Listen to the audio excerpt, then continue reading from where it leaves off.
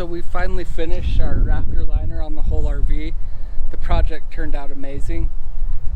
We painted all the other stuff this matte black color, including the side mirrors, and we just finally got these installed today, and that was the last thing that we needed done, and it's good to go.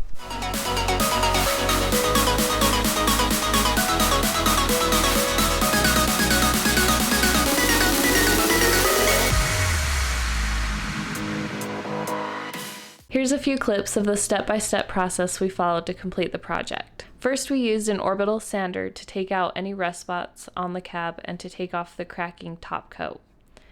We then used the same sander to scuff up the fiberglass and prepare it for primer. We used 120 to 180 grit sanding discs during this part of the project.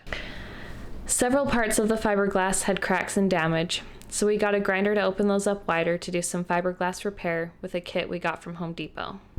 Alright, so after grinding all those holes, I sanded them with 80 grit sandpaper about an inch around. And then I used some fiberglass material and put it on. It's been about 10 minutes since I put that on all of them. And now we're ready to sand it back down. We had Stacy go around. I finished sanding the whole thing, top to bottom, with the orbital sander, and Stacy went around and cleaned the whole thing with lacquer thinner. And now I'm just masking off all the stuff we don't want paint on, and then we're gonna prime it. There's no going back now. Once the fiberglass was repaired and sanded to a smooth surface, we started priming. Initially, we had planned to use Rust-Oleum spray can primer for the entirety of the RV.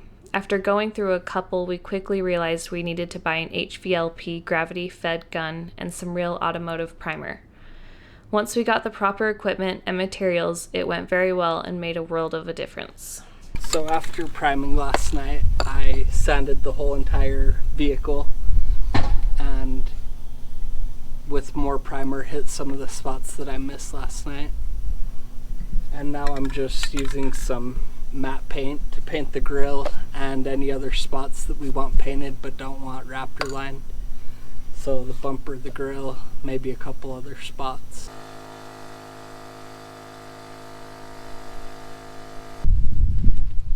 Alright, so it's been a few hours since we painted these matte black. So it's dried and we're masking it off so we can do our Raptor liner and not hit these spots. So this is the moment of truth. We've got our Raptor liner here with the gun that they've provided in the kit. We're gonna put it on the vehicle and see what happens.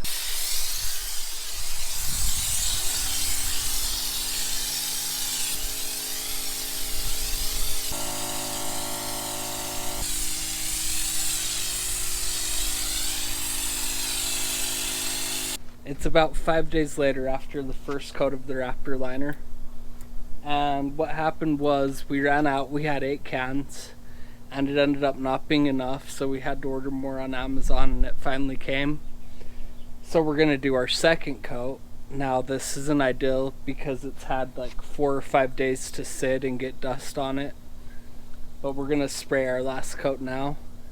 It came in a box just like this, and it comes in 4 bottles in a box, and with the 4 bottles comes this hardener, and you just mix the hardener up to this line on the bottle and shake it up for a couple minutes and it's good to go. And the only thing that we've added in addition to the gun that it came with is this pressure regulator to control our pressure while I'm spraying.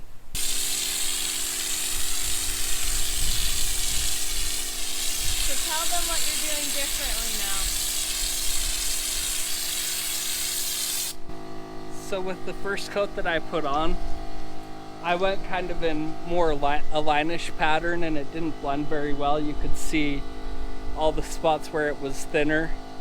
And this time when I'm putting it on, I'm using a more circular motion to get the best coverage and to hopefully smooth that texture out. And it looks like it's going a lot better so far.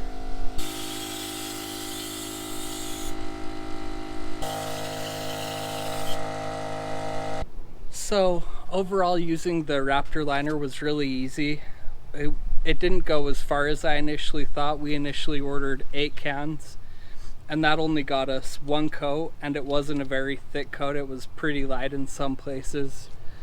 And so we didn't know how much more we needed, and we ordered another 8, and we only ended up using 5 of that 8. So we used 13 in total, and it ended up looking great. I was able to get a pretty even coat. We only used the gun that it came with and shot it at about 60 psi the whole time. We got the really good texture out of it.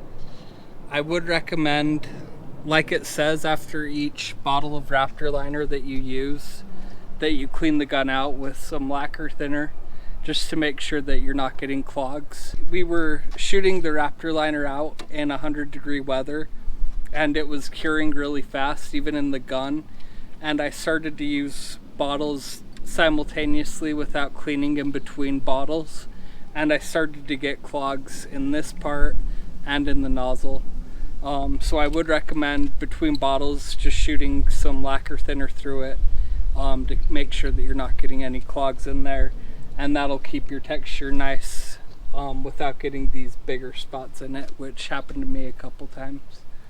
But overall, it was super easy to use. This is my first time doing anything like this, and overall I'd call it a success. So in the time that we took it out to get emissions done on it, we had multiple compliments on it and a bunch of people coming up and asking questions about it. So it looks pretty badass to me.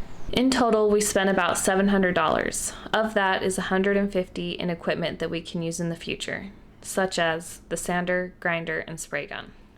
Let us know if you have any questions, and we'll try to answer in the comments below. Please give us a like and subscribe if you enjoyed the video. Thanks for watching.